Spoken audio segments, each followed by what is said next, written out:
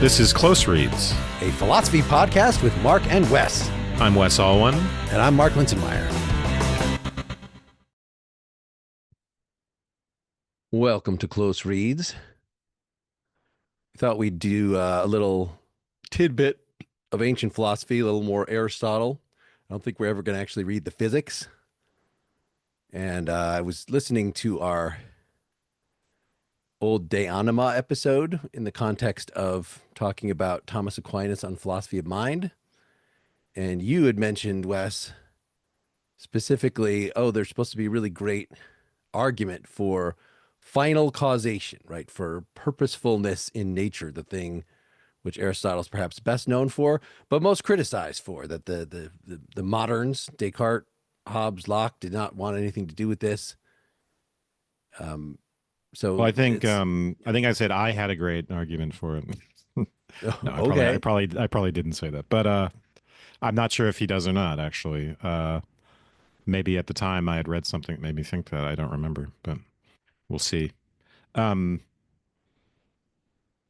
it's funny because I did write a review once of Nagel's Mind and Cosmos, where he's arguing for teleology, basically with regard to evolution, and I thought his argument was ridiculous, and also it made some basic errors,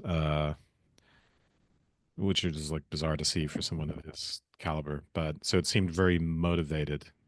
But on the other hand, I think the more you think about consciousness and purpose, the more difficulty you have in distinguishing conscious purpose from whatever is going on in nature. So, for instance, if you look at borderline cases like me picking up my keys off the table in a very unconscious way, because it's just so routine, right? It's habitual as I leave the door, as I'm about to go out the door. All right. So, did I intend to do that? Did I have a purpose?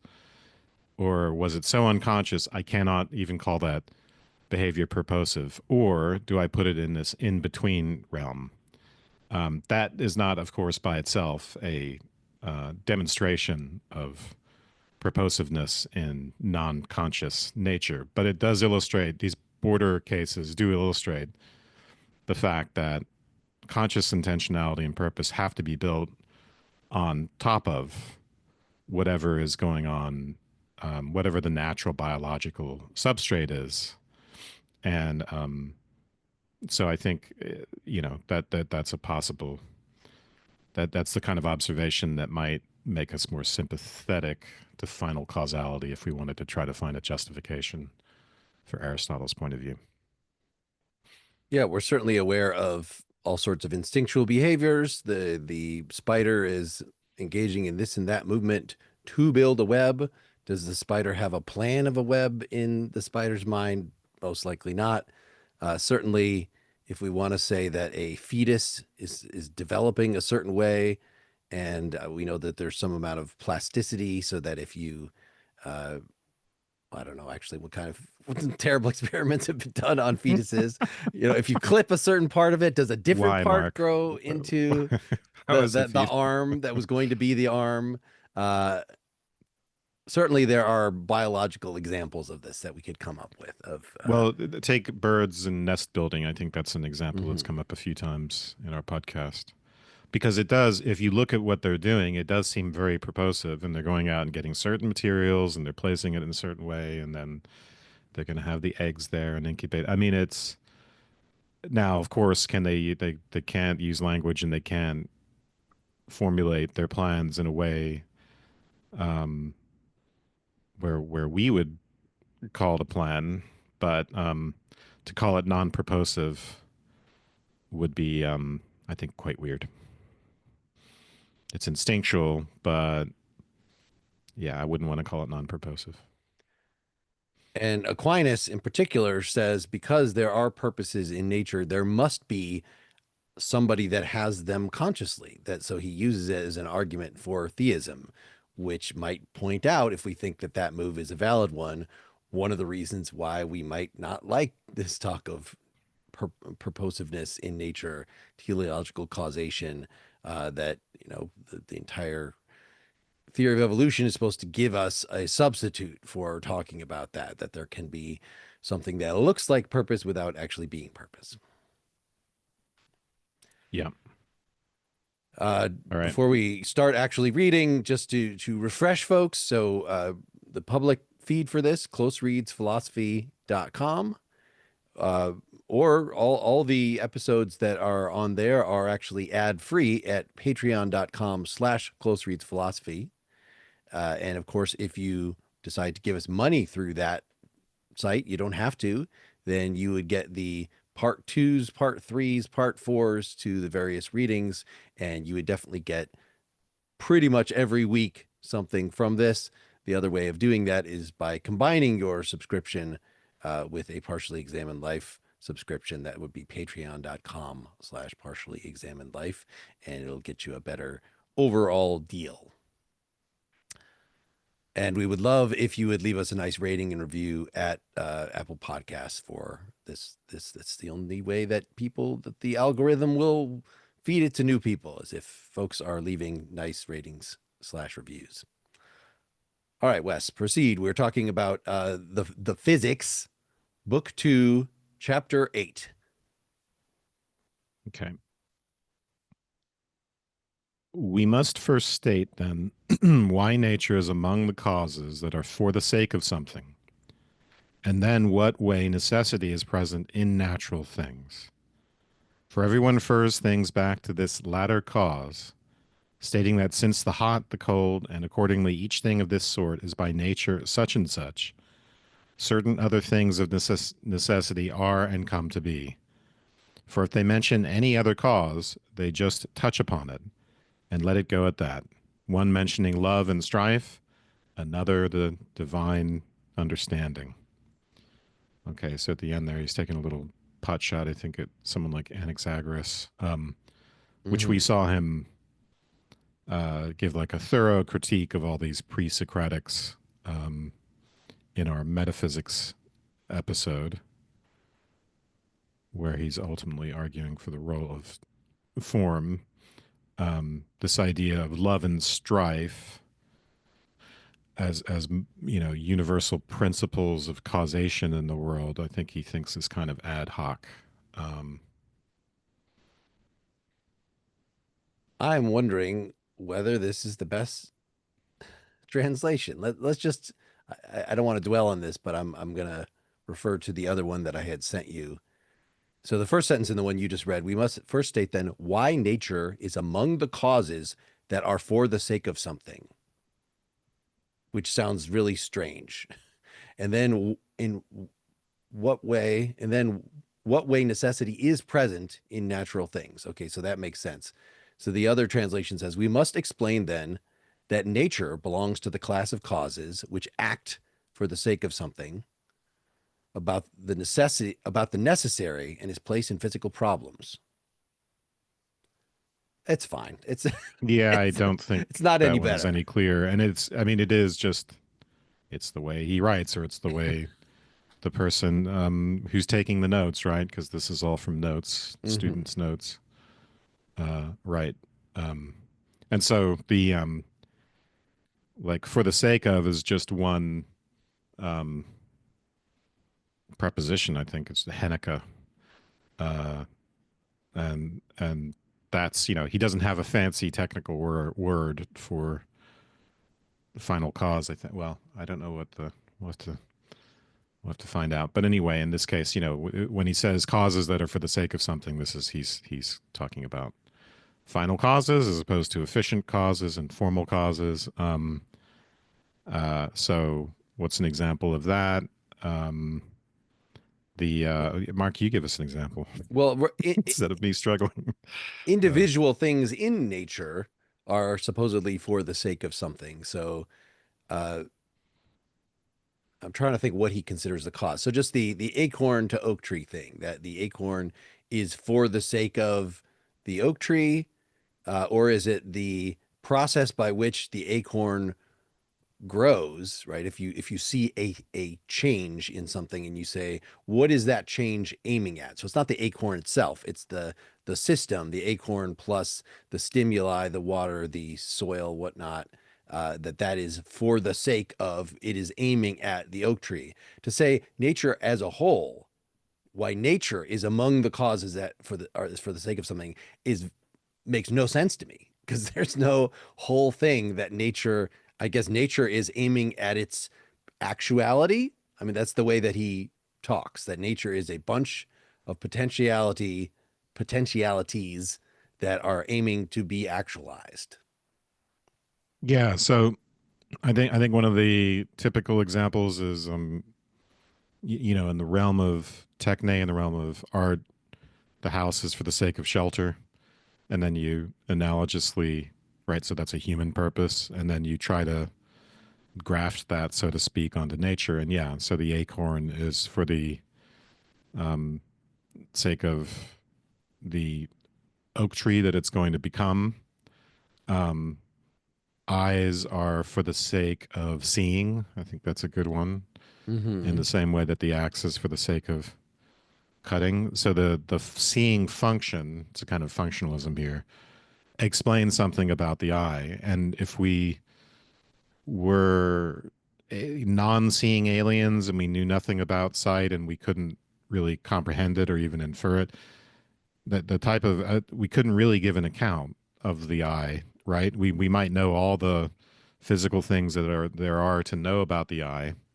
But if we didn't understand it functionally, if we couldn't talk about its final cause, we couldn't fully explain it.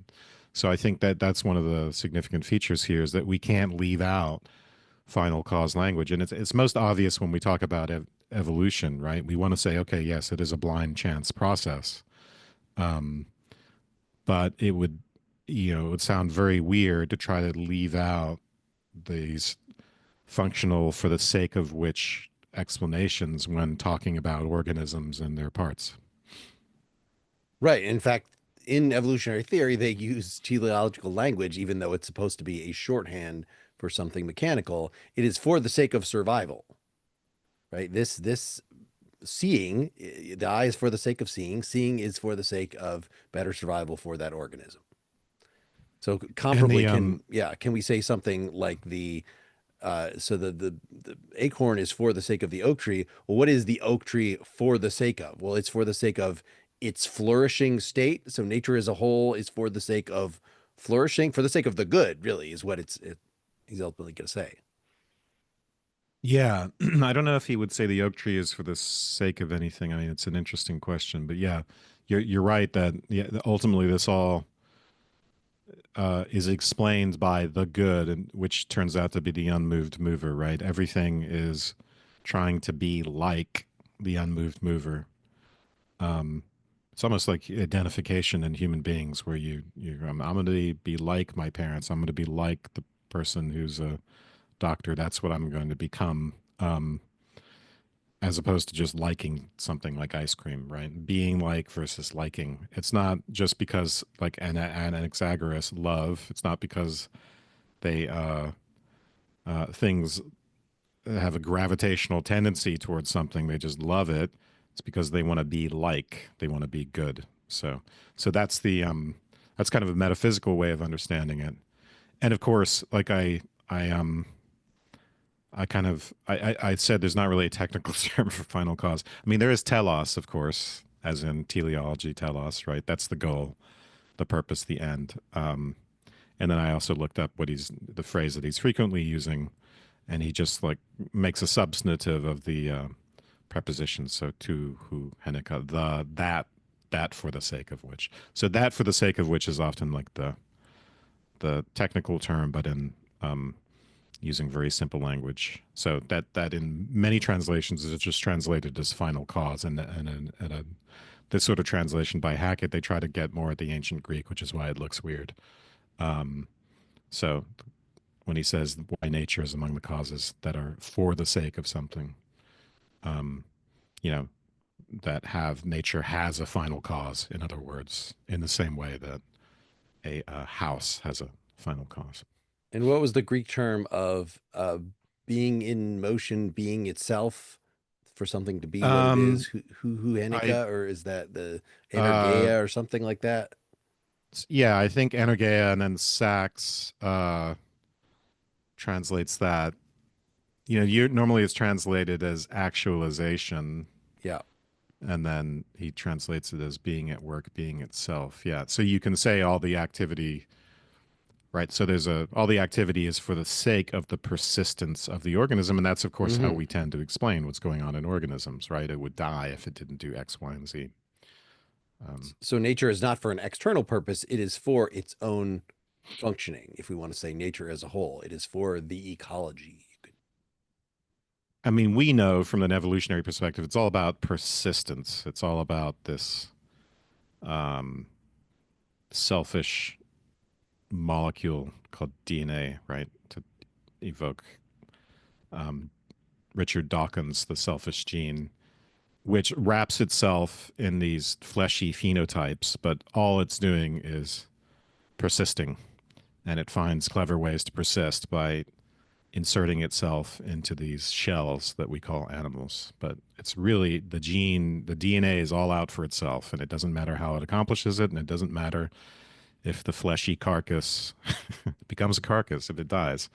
It sheds one mortal coil for another in the next generation. It doesn't matter to DNA. But so persistence is the way to think of it in evolutionary terms, and I think to some extent for Aristotle as well, right? That the being at work, being itself, it's being at work, staying itself in an environment which would otherwise encroach on the organism and turn it from something that is a unity, that is a being, into something that is no longer unified. It's just a heap now of flesh, a carcass. So there's a very clear transition there from being to non-being. And we'll have to see if there's any notion there that all this uh persistence is just to make God happy. So God can point at it and say, that's good. God's very difficult to make happy. So you got to really have a very elaborate thing. And he's like, all right, yeah, Yeah. okay, Well, I'm remember pleased. he's making himself happy. Yes, This is yes. his hobby. He's in his attic tinkering with the train set. That's what all of creation is. Um, anyway, do we anything more about this paragraph? The hot, the cold. Everyone refers back to this latter cause. The hot and the cold is by nature such and such. So does everyone refer back to this?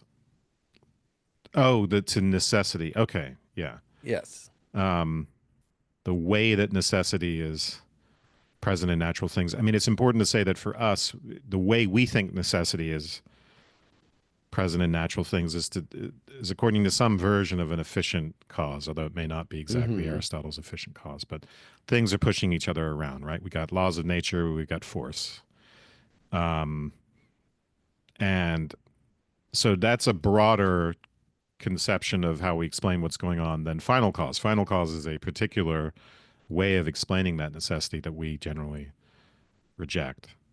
So he says everyone refers things back to this latter cause, which seems to be Necessity. necessity, which Yep. is the more general term. Um, so the hot and the cold, for instance, that's just a way of talking about energy. It's not that all that far from how we would talk about these things today. And I think this is like again the pre-Socratic view that he's criticizing. And then if they mention any other cause, they just touch upon it, like love and strife. So the way he ends there, these are all the types of causes that he's criticizing, um, that he's going to criticize probably as we go on in more detail, and for the sake of getting us to the necessity of a final cause. Well, they're gonna, yeah, be in any case incomplete. If he's Mm-hmm. talking about the hot and cold, this makes me think he's gonna talk about forms. So for us, we would say, okay, something is hot because some other heated thing touched it, right?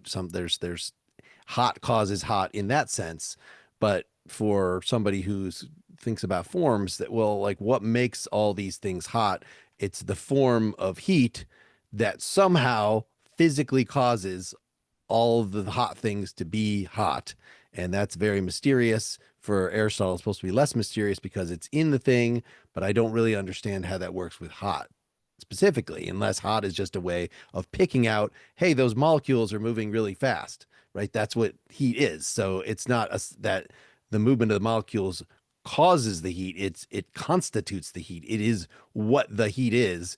And if we want to explain where that came from, well, then we still have to give some sort of efficient cause, not just talk about heat in general. We could talk about how heat could start from non-heat. How do you get heat out of nothing? Does there have to be some sort of primordial heat in the universe for heat to get started in the first place, just like he thinks for motion? Yeah, so these hot and cold, right, are among the pre-Socratic explanations for the efficient causes of the universe.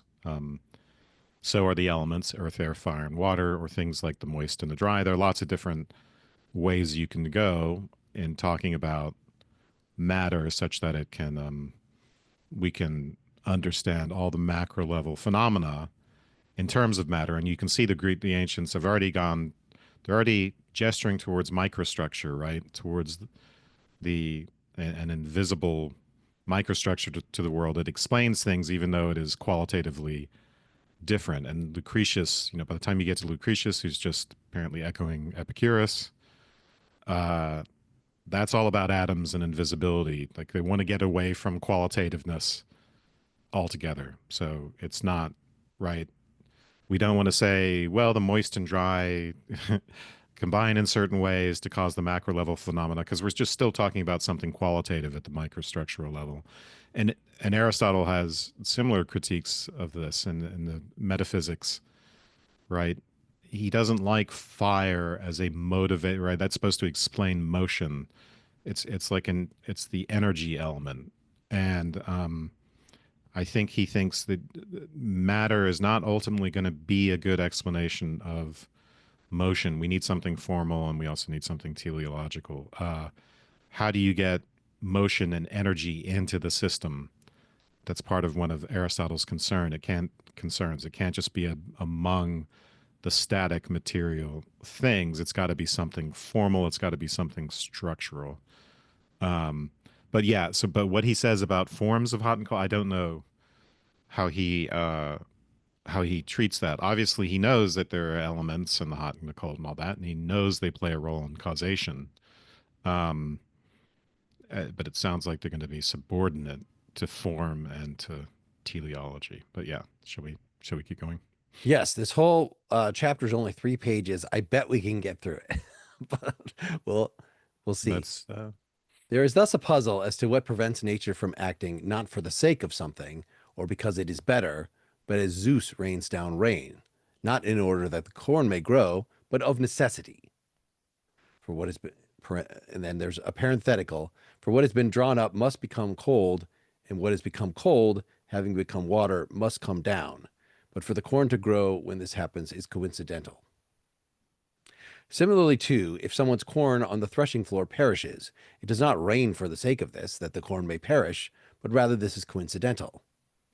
So, what is to prevent parts in nature, too, from being in the same way? The front teeth, for example, of necessity growing out sharp and suitable for tearing apart, the back ones broad and useful for grinding up food, inasmuch as they do not come to be for the sake of the given thing, but rather it was coincidental. And similarly with the other parts that seem to be for the sake of something. Wherever then all the parts came to be just as if they had come to be for the sake of something, then the things whose parts they were survived, as a result, albeit by chance, of being suitably composed, whereas those that were not like that, such as the man-headed ox progeny mentioned by Empedocles, perished and continue to perish when produced. so he's basically describing the an opposing point of view, which is evolutionary. And if we remember, Epicurus via Lucretius had, I think, or is it someone else? I mean, he's mentioning Empedocles here, but this idea of an evolutionary theory, well, it's there in Epicurus and Lucretius definitely, because the idea is that all these forms come randomly together, and then some survive. I mean, for Epicurus, it goes down to the Lucretius, it goes down to the atomic level, right? That all the atoms just get thrown together in various combinations until something sticks, until because there's an infinite number of atoms and there's an infinite amount of time, and eventually it's like monkeys with typewriters eventually giving us Shakespeare. So it's a much cruder version of an evolutionary theory. And then once you have the forms that have randomly come together, then they can propagate themselves. So the teeth, right? His opponent is saying here, well, it's not that teeth were designed that way by some designer. It's just that they happen to be that way by, that's what he's calling coincidental, by chance, by accident. They came to be that way, um, and then they serve their purpose. And then once they've served their purpose, they have survived, as he put. They survive. Straight up evolution. Am I reading this right, or do you have a different? I think that's right. I was just looking at the wiki page for Empedocles, and apparently he's the one that proposed love and strife, but basically Oh, that okay. it Yeah, is I always get this wrong. Yeah. the four elements. So I think I think he's normally taught as the follow up to Democritus, that they are the primary atomists. Um, One interpreter describes his philosophy as asserting that nothing new comes or can come into being. The only change that can occur is a change in the juxtaposition of element with element. So there's the fundamental matter of the universe, and nothing produces it. It does not come into being. It's so you only have to explain why things got in a certain order, and maybe you could do this if you're Lucretius by the swerve. There's just some spontaneous stuff that happens that gets a pattern that starts going that could then build up into an eye. Yeah. So he begins here with this example of Zeus raining down rain, and it's not that the corn, he's not, oh, I need the corn to grow, so I'm going to send some rain down. But it's of necessity, right? So it just has a necessity, meaning it has a natural, efficient cause type of explanation, I think, in this context. The way we would understand it is just that there's natural causes to explain rain. It's And then he just his gives one sweat. for He just what, can't help. He can't help sweating. right? He gives one. It's interesting he mentions Zeus because then the explanation he's going to give sounds very scientific. What has been drawn up must become cold and then become water. I mean, it's actually not that far off, right? From how we understand why it rains. But and then corn grows coincidentally because that happens. Um, and then likewise when the corn perishes and blah blah blah. And then that teeth example that we've already gone into. Yeah. So this is he's I think he's presenting the opposing point of view, which we would were naturally more sympathetic to, pretty well here. Is he proving the Horkheimer Adorno point that the scientific point of view and the theological, the mythical point of view are not that far away? That the fact that Aristotle can talk in the scientific way, but yet still have the word Zeus in there, and that doesn't throw him for a loop at all? Like they just understood that when I talk about Zeus raining things down, I'm just talking about some sort of natural necessity. Yeah, I think already by this point, when someone like Aristotle is speaking of Zeus, we know his theology and this very abstract conception of God. He's not into the individual Greek gods. I think we can assume, except as metaphors and except as a Rhetorically, rhetorically. Yep, and it may even just be idiomatic. I don't know. As Zeus rains down rain, it just may be a stock idiomatic phrase sure. that he doesn't even think twice about whether Zeus is in that phrase or not. But yeah, I don't know. Proceed. This is the argument, then, and any others that may be like it, that might raise a puzzle. But it is impossible for things to be like this. For these things we mentioned, and all things that are by nature, come to be as they do, either always or for the most part. But none of the things that are luck, or by luck or chance, do so. For it does not seem to be luck or by coincidence that it rains often in winter, but if it does so in the dog days of summer. Did I miss a word there? Okay, it's just a weird No, phrasing. Nor that there are heat waves in the dog days.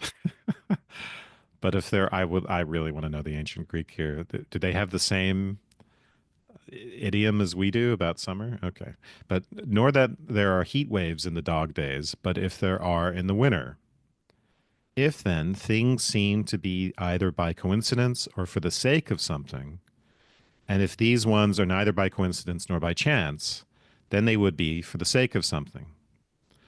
But surely all such things are by nature, as even those who state the foregoing argument would say.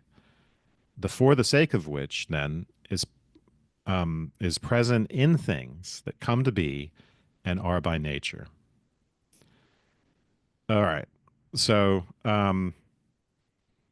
this appears on the face of it, I think, again, from the post evolutionary perspective, to be quite a weak argument. But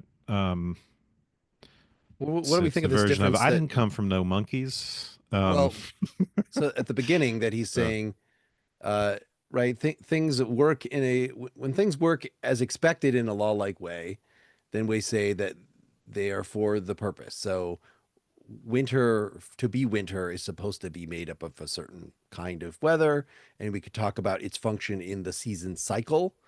Uh, Even if there's nobody thinking like, oh, I better make things cold so that what is the uh, botanical defense of winter?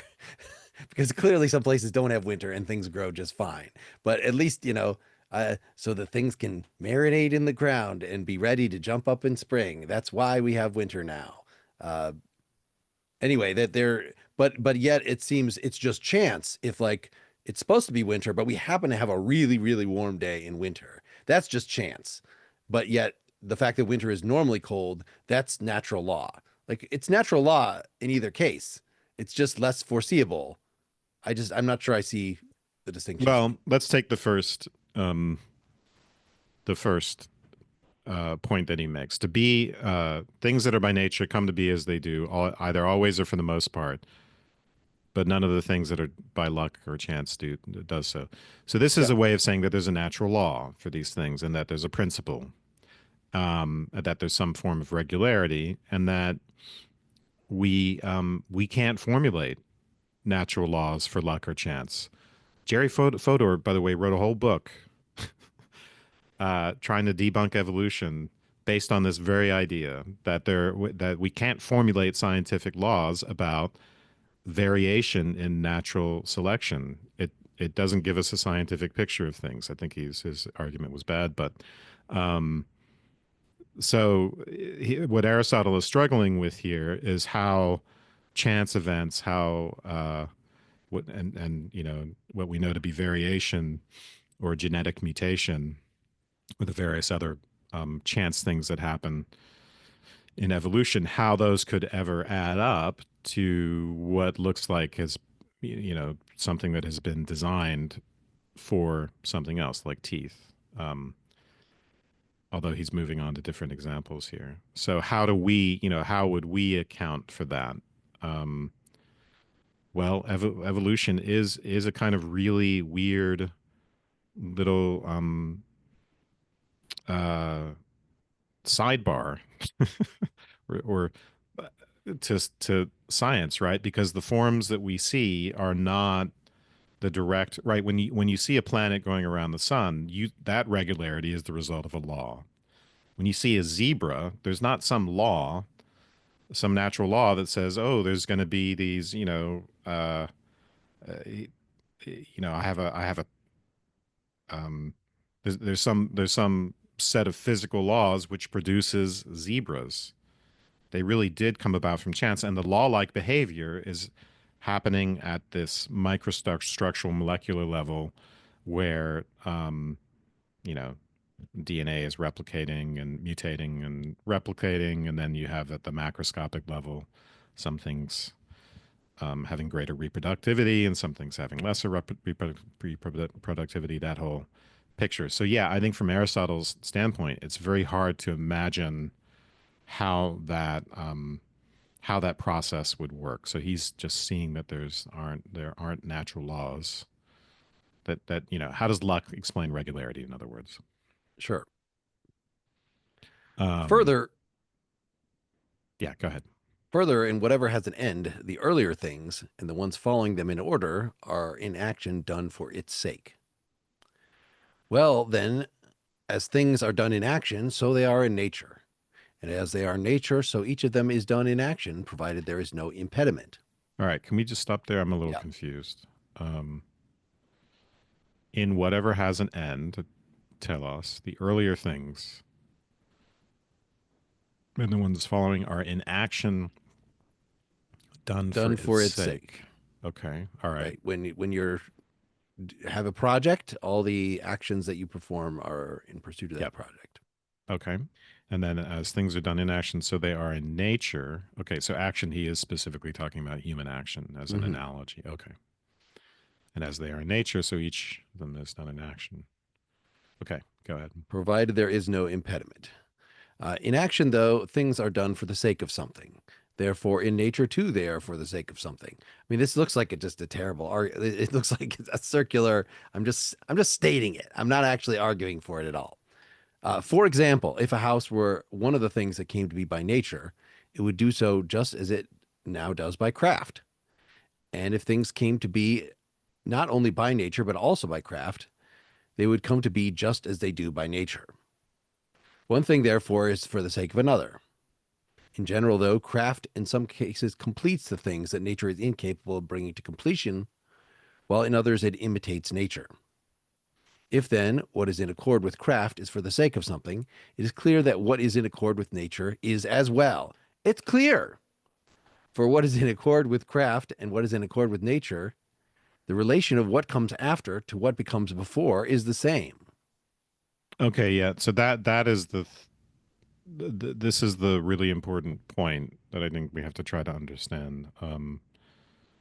He's impressed by this relation of before and after. So just, in as you pointed out in building a house, there's a bunch of activity that we really would not understand. What are those builders doing? If we didn't understand what it was for, it'd be impossible to explain. And the same thing in organisms, right? There's a lot of activity in the organism that we would be baffled by if we didn't understand its function. I think this is another functional argument. And so going Yeah. back to my eye example, um, so that's kind of an epistemological, not a metaphysical point. It's about how we might understand the phenomena. We really couldn't understand the phenomena without talking about these functions, and we couldn't understand why some actions are happening before others and before the final product, if we didn't understand but the final, that those actions are for the final product. Um, but why, how does that translate into a metaphysical point? I think that's the question, right?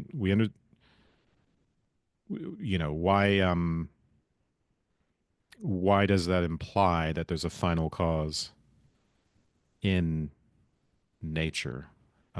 That's the puzzling part here. I mean, I like your interpretation that, but he doesn't say knowledge here. So he just says, as things are done in action, so they are in nature. One thing, therefore, is for the sake of another. Uh, one case completes the thing. But Uh, what's happening in nature is the same before and after yes, relation. yes. So house building to house, and then what's a good example in nature? Acorn growing to oak tree. Okay. Um, Or the bird gathering the sticks and then making the nest out of them. so in other words, there must be, right. We know that in the acorn, that the acorn doesn't just by chance grow into the oak tree. We know there's a plan. We know it is DNA. He doesn't have that that cheat sheet.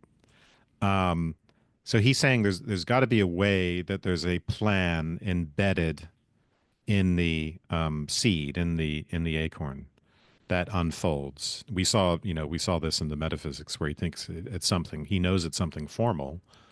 He knows there's a form in there, and we know there's a material substrate for that form. That's DNA. But I think that's the basic idea. Is that so? Whether or not we wouldn't call it a final cause, uh, but I don't think he sees any other way out.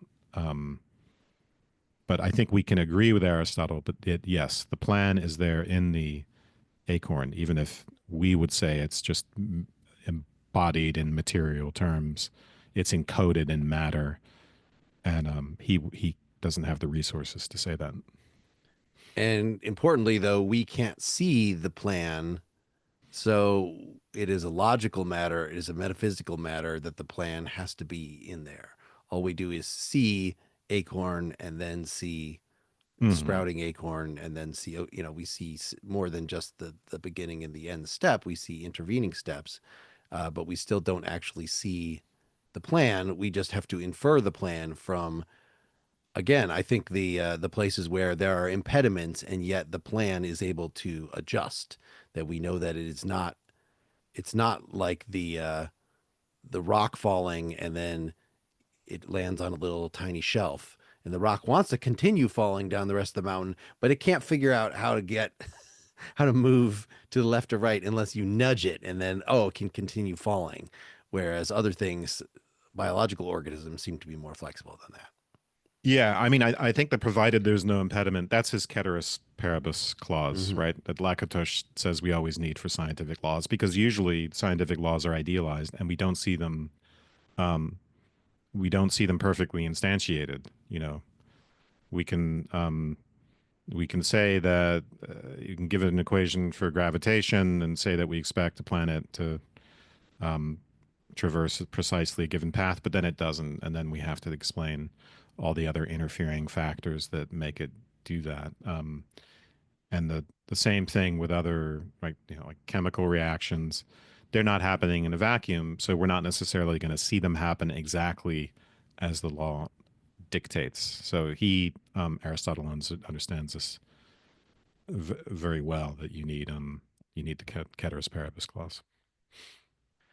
This is most evident in the case of the other animals, since they do not make things either by craft, by carrying out inquiries, or by engaging in deliberations, which is why some people are puzzled as to whether spiders, ants, and things of that sort do what they do by means of understanding or in some other way. And if we proceed a little further in this way, it is evident that even in plants, things come to be that further the end, for example, leaves for the sake of shading the fruit. If then it is both by nature and for the sake of something that the swallow makes its nest and the spider its web, and if plants grow leaves for the sake of the fruit, and send roots down rather than up for the sake of food, it is evident that this sort of cause is present in things that come to be and are by nature.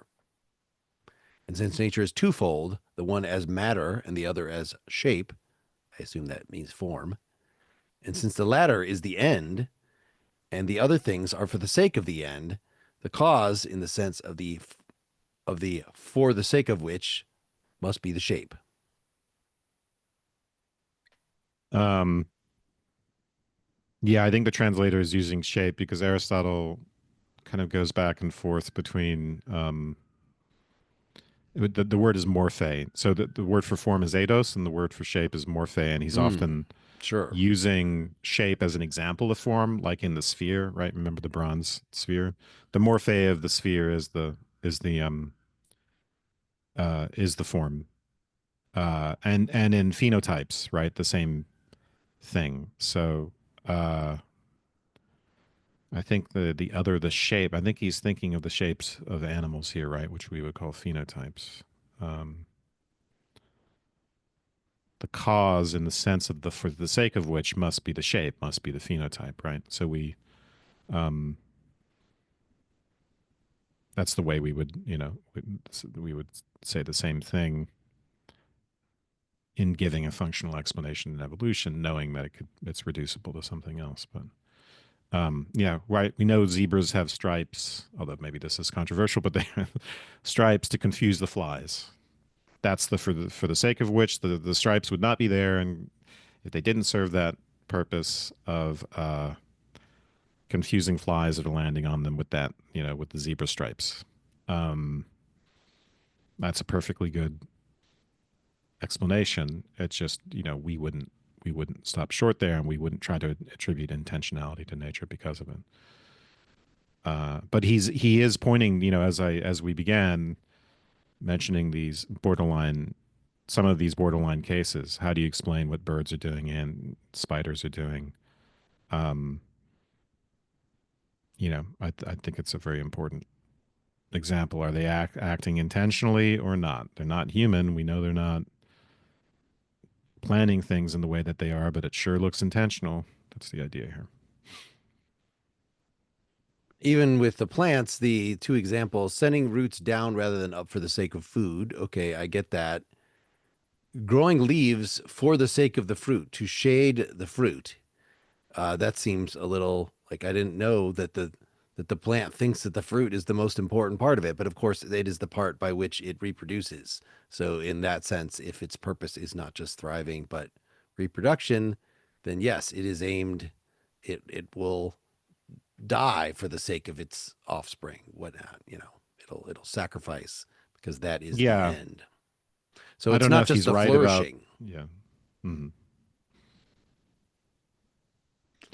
You've seen a nature documentary, you know all the kinds of crazy shit, that functional stuff that's going on.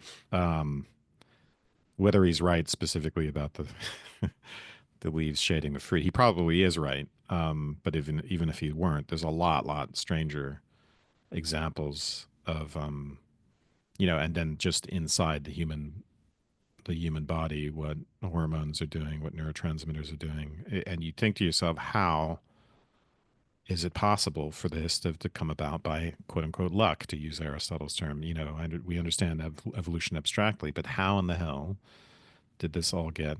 Um, it's so intricate and intertwined and mutually interdependent. Like a hormone going from the stomach to the brain or something like that. How did this colony of cells learn to cooperate in this way? And then someone will say, "Well, millions and millions of years, or billions of years," and then you just have to say, "Okay." But um, but yeah, is it Our my third turn? page, please. Error, however, occurs even in what is in accord with craft. For grammarians have written incorrectly and doctors given the wrong medicine. So it is clear that it is possible in what is in accord with nature. It is also possible. If then it sometimes happens in things that are in accord with craft, that the for the sake of which is correct, the final cause, and that in cases of error, what is attempted is for the sake of something but fails to hit it, the same must also be in the case of natural things, and monsters and must be errors of that sort in what they are for the sake of. Among the things composed at the start as well, therefore, the man-headed ox progeny, if they were unable to reach a certain defining mark and end, must have come to be as a result of some defective starting point, in just the way that as things stand, they do so from defective seed. All right. So this is his way of understanding, right? Genetic mutations leading to deformities or leading to phenotypes not being what they ought to be. And what he doesn't know, right, is he's hitting on the very principle of variation and mutation that would help explain, in combination with selection, how it is that luck leads to the appearance of design. Right. That it's an interesting take on mutation to say, well, it's nature trying different things. It is still trying to make the best possible organism. And so let's try this one with two heads. Let's see if that works. And it Yeah, doesn't. I It mean dies. It's horrible. he's not saying that. We know that. I mean, that's a bit crude, but yeah, right. We know that we're like defective seed. That's how we came about. If there weren't defective seeds, if there weren't mutations, there wouldn't be anything that, there wouldn't be animals as we know them. There wouldn't be plants as we know them. Um, Evolution is entirely dependent on defective seed, on mutation, and then, as you said, yeah, trying it out and then it failing or succeeding, um, and then over billions of years developing all these different phenotypes. So in a way, we are just the monster that happens to be suitable to a given environment, to a niche. We are just surviving monsters. Well, how does he account for error that it's the for the sake of which is working fine, but it must have a defective starting point. So you were working off of a bad seed. So it's not that in creating the two-headed goat or the goat-headed man or whatever he's talking about here, that it is nature is trying something different. It's trying to make a normal goat, and it's just failing in this case. Yeah, and I think the seed is the matter, right? So it's got Hmm. well, You said an extra little head part yeah. in that matter. Well, I think he understands that the seed, right, yeah, contains the plan in some way. Now the seed is the form and the well, he conceives of insemination in terms of form and matter. But anyway, forget about that. But yeah, I think he thinks it's, um yeah, how do you explain why is it defective? Um I don't know that he can give a good reason for how seed becomes defective. We know why. We know all the various reasons. But you can think of um he has to imagine that there are efficient cause reasons. Impediments, Um, yes. yeah, why Somebody seed would pissed on become that defective. seed. Don't do that. Yeah, it was subjected to certain environmental forces that were not good for it, and so it became defective. Further, seed must come to be first, and not the animal straight off. And the undifferentiated first was a seed. Um, I'm not sure why he has to say that. yeah, what does he mean by the undifferentiated first? I mean, there's a footnote, but I don't want to page through to figure out where it is. Um, 227. Let me look here. Uh,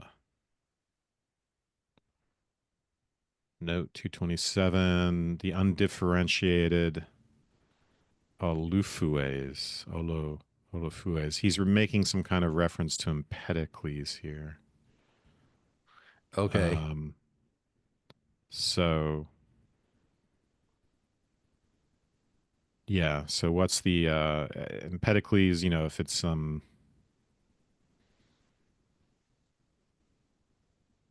if yeah, that's interesting. The undifferentiated. I mean, we can imagine if Empedocles is referring to love and strife, that there's something undifferentiated that comes to some sort of formation by way of love, for instance, or attractive and repulsive forces. But Yeah, so I don't know what it means to say here that was a seed. It sounds like a certain kind of rebuttal to Empedocles. the Google AI is telling me that Empedocles' cosmology does not feature a single undifferentiated first principle, right? It has the four permanent unchanging air, earth, water, fire, or the driven by two cosmic forces, love and strife.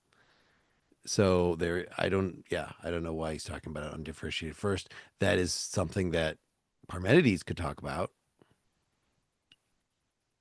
um, In any case, would it be a seed? yeah, I don't. Maybe yeah. So maybe we'll learn more about what he's saying there. But yeah, do you want to keep reading? Further, the for the sake of which is also present in plants, though in a less articulated way. Among plants, too, then, did olive headed vine sprouts come to be, just as man faced ox progeny did, or didn't they? Uh, for that would be absurd, but surely they would have to have, if indeed they did so among the animals.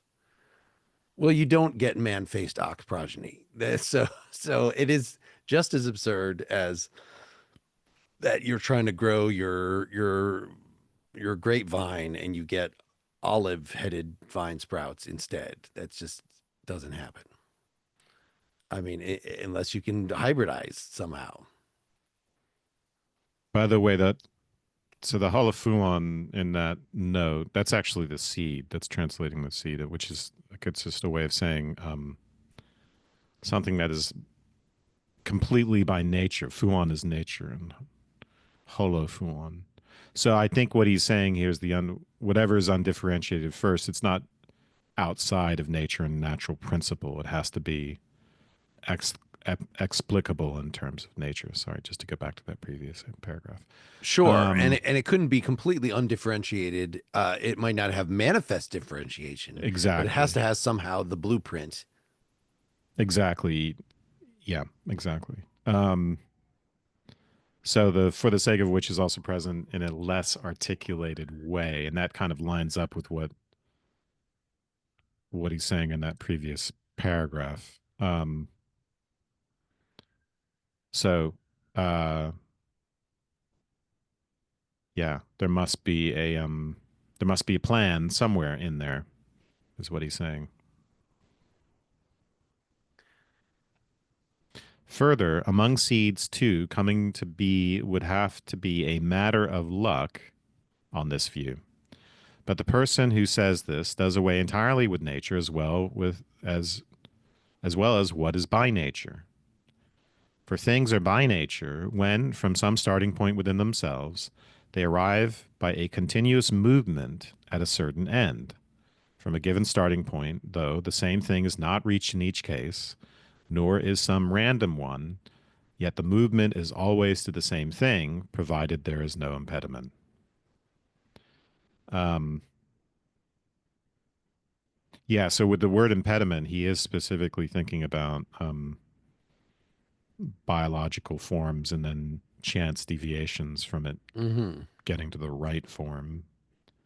But yeah, I think this paragraph is just repeating what we've already said, which is that um, there has to be a plan in there somewhere. It just based on what we observe, even though, as you said, we don't always see the plan work out. The fact is sort of the exception proves the rule. Okay, I can see this mutant, this deformed, this failure that shows me what it was shooting at all along, and it was not just some sort of random thing. Right. The for the sake of which, and what it is for its sake, might come to be by luck. We say, for example, that a guest friend came by luck, paid the ransom, and then went away, when he did the action as if he had come for the sake of doing it, though it was not for the sake of doing it that he came. And so this is coincidental, for luck is one of the coincidental causes, as we said previously. But when something comes to be always, or for the most part, it does not do so coincidentally or by luck. But in what is natural, it always does so in this way, provided there is no impediment. But Aristotle, millions of years, billions of years. All right. So, um, I mean, again, yeah, this is a very prescient objection because this is precisely what evolution says. The for the sake of which did come to be by luck, whatever little plan is there in the seed, that plan was assembled by luck, by variation plus selection over time. Yeah, so he And says then, might, but yeah, yeah, so he's leaving a conceptual space there that yes, maybe these, as evolution now thinks, right, these the plans themselves were a matter of happy coincidence that like, oh, you've made something that's almost an eye, and then by luck it become like, oh, this is really successful. This now keeping this organism alive, that being able to see things. well, what follows is supposed to be a counterexample, and so we can understand that. So I've been kidnapped, and you stop by for a drink, and then you, instead of having a drink with me, you pay the ransom and leave. And someone might say, well, Mark, went over to Wes's place to pay the ransom. But really, you went over for a drink and then performed the function of paying the ransom. Um, As often how? happens. I mean, almost invariably for me, any invitation I get is just a ruse to get me to pay a ransom. Well, I'm constantly getting kidnapped, and you always have money on you. Um, so wait, how does this counterexample address? How does that tell us? He's trying to rebut this idea that for the sake of which might be. Oh no, that's an example of it being by luck. Okay, Yes, yeah. yes. Um, but and then the rebuttal is that well, that's just that's a one off. It's not gonna um, happen consistently enough for us to make a principle of it. Yeah, and we've already addressed this, right? Um, That's why when you take someone ransom, you send a note to their family. You don't just leave it at their favorite diner where their friend might be wanting to get together with them, and then you yeah. can pay the ransom. Again, if you just repeatedly kidnapped someone for millions of years, eventually it would work out. So you would just run into someone who could pay the ransom and was willing to do it. All right, last paragraph. Do it. It is strange to think that nothing comes to be for the sake of something if the cause of the movement is not seen deliberating. For even craft does not deliberate. And if the craft of shipbuilding were present in the wood, it would produce in the same way by nature. So if the for the sake of which is present in craft, it is also present in nature. This is clearest when a doctor cures himself, since nature is like this. It is evident then that nature is a cause, namely a cause in the way that the for the sake of which is. Okay. So how do we understand that even craft doesn't deliberate? We know the craftsperson. What does he mean by deliberate here? I think this is we're going to have to look up this note. Does he mean that the craftspeople are just operating on procedural knowledge? So no 230. A craft does not deliberate. An overstatement of a view expressed more cautiously in the following text.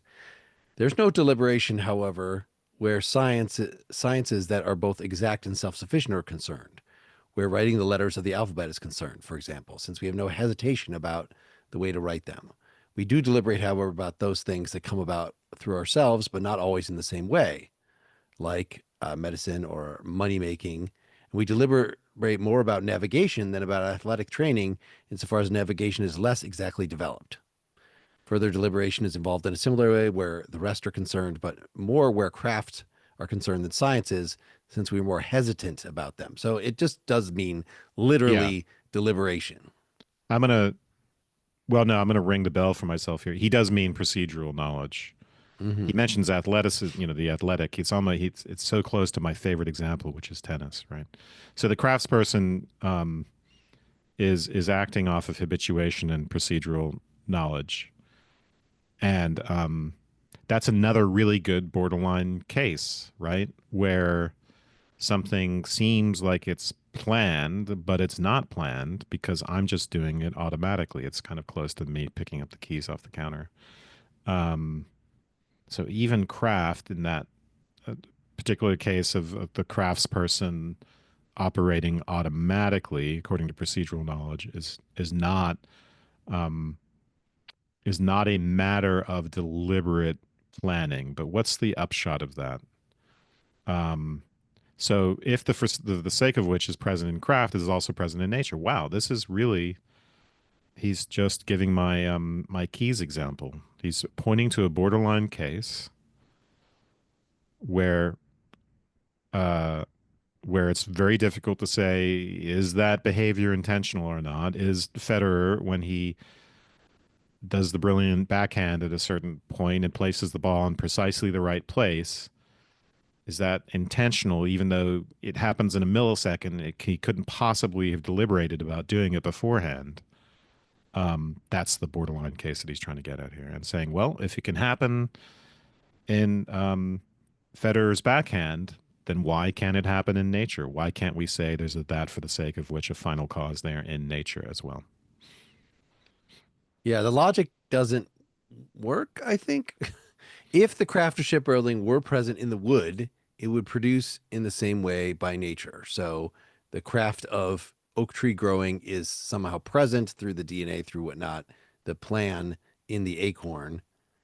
So if the forsake of which is present in a craft is present in craft, it is also present in nature.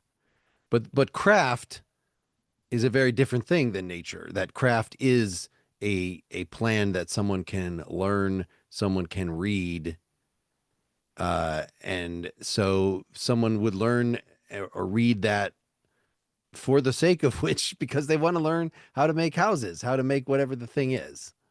And we that doesn't happen in nature. You know, you can't an acorn can't teach a rock how to be an acorn. So why So I would think we think that it's the actually idea present in here is that craft?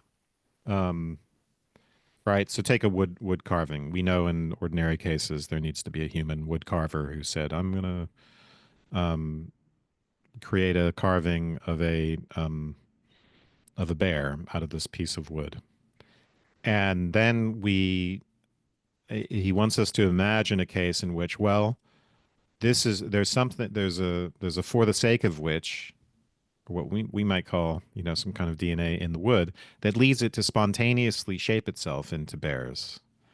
That would be the sense in which the for the sake of which is that we normally associate with the craft is in the wood. And then I think he wants to say we'll take the in between case of the craftsperson who's produced thousands of bears from wood, who's just on autopilot, and he wants us to ask the question: how is that so different from it just being there in the wood? And then he wants to make us the further leap to the comparison of the oak tree coming out of the wood. So I really do think, and I could be wrong here, I could just be reading my own thing into this, but I really do think here he's trying to get at that point which I started this episode with, which Mm-hmm. is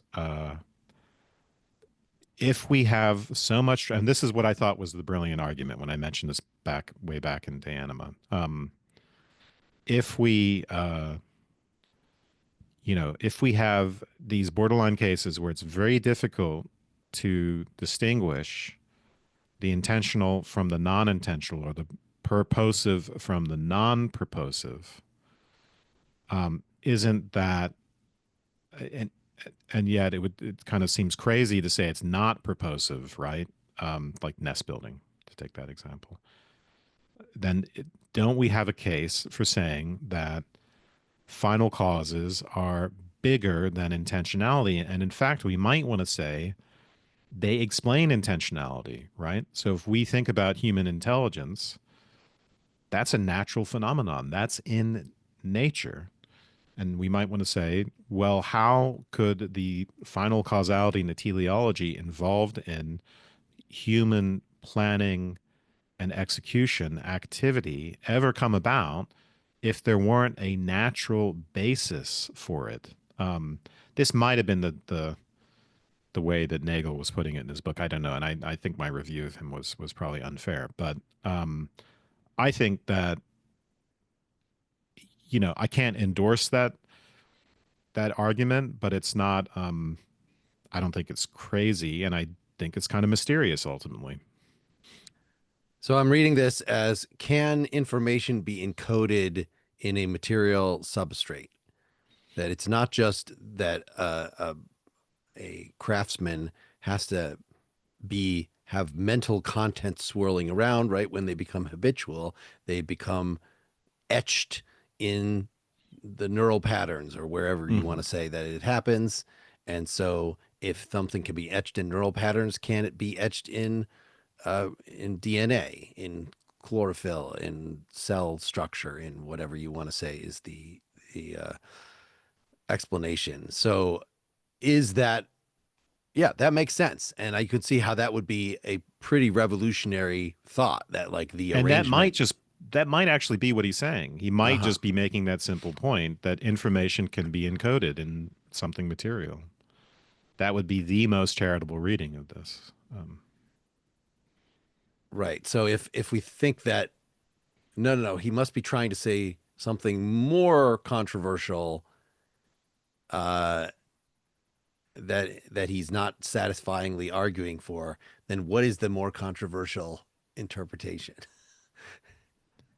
Yeah, the more controversial interpretation is something like intelligent design. I mean, that's Uh the huh. the farthest limit of this. I don't think it's Aristotle's position, but the farthest limit um, is the idea of God as an intelligent designer, where you have conscious intentionality behind what's going on in nature. Right. With Aristotle, all we get to is this abstract kind of unmoved mover Right. that things want to be like the good, and really it's just the the good. And so what do we say about that? Is that too spooky and metaphysical, or is it no more spooky than the idea that information can be encoded in things, and For that yeah, behavioral dispositions can somehow be encoded in things? for it to be information, you might want to say, well, there has to be some mind to read it, right? To interpret the information. This is Searle's syntax versus semantics thing. I Um, used to think that, but I'm no longer so sure. But anyway, go ahead. Yeah. well, but it could just be the witness of the okay. I see this progress, so I'm reading the meaning into the acorn. I'm reading the tree, uh, and that is enough to say that there actually is that sort of encoding in there. Whereas it doesn't imply that there is a mind that did the encoding, as Aquinas wants to say, right? That is, it's post hoc, its semantic value, its informational content is post hoc. We are cutting the world, social construction, we are cutting the world into pieces. And so we are not that we're just arbitrarily in some other culture would decide that no, actually rocks grow into trees. Like, no, they would just be And then wrong. again, Aristotle might say, well, and Hegel, nature has to be knowable, Hmm. and human subjects are part of nature, and we would have to try to understand why their Searlean interpretative capacity is there in nature. How is that instantiated in Sure. nature? And then we don't know, right? That's the problem of consciousness. It's so mysterious. And so if we don't know that, then saying, well, maybe there's and I think the